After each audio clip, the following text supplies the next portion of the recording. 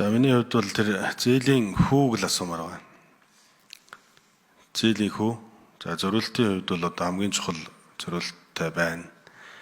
Одоо энэ бол ерөнхий хэлцээр учраас дараа нь бол наривчлсан тэр хуваарлтууд хийгдэх юм байна. Тийм учраас зээлийн хүүгийн талаар, хугацааны талаар хариулж өгөөч. Нэг номер. Сангийн амтулга Бангор орны даргын асуултанд хариулъя. Энэ 475 сая ихүүс мөр нь хоёр өөр төрлийн ихүүсээс орж ирж байгаа. За 243.8 сая доллар нь бол Азийн хөгжлийн банкны хөнгөлөлттэй ихүүсээр байгаа. За энэ бол зээлийн хүн бол 2% тогтмол байна. За тэгээд хугацааны хувьд бол 25 жил, эхний 5 жил үндсэн төлбөрөөс чөлөөлөгдөх ийм нөхцөлтэй орж ирж байгаа. Дараагийн энгийн нөхцөл нь 231.2 сая $. байгаа.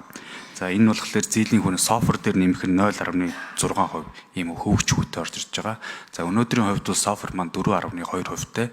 Тэгээд 0.6 гэхээр одоогийн байдлаар нэг 4.8% хүүтэй ийм зээл байгаа. За хугацааны хувьд бол мөн адил 25 жил, эхний 5 жил үндсэн төлбөрөөс чөлөөлөгдөх юм байна. Жохлон сайд. Очоод шөнө асуултанд хариулъя. Монгол улс нөгөө буурын орныхаа ангиллаас гараад хөгжиж байгаа орны ангилд орсон шүү.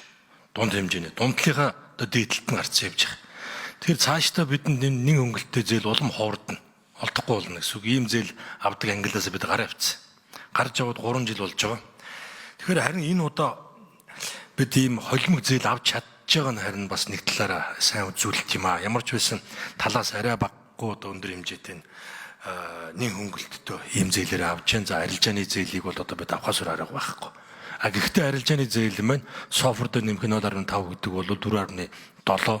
Манай засгийн газрын өөрийн бенчмарк софтвер дээр нэмэх 2.2 байгаа. За энээс одоо доогуур ийм байгаа нь бол одоо бидэнд олдож байгаа хамгийн хөнгөлөлттэй зээл л одоо энэ байгаа гэсэн.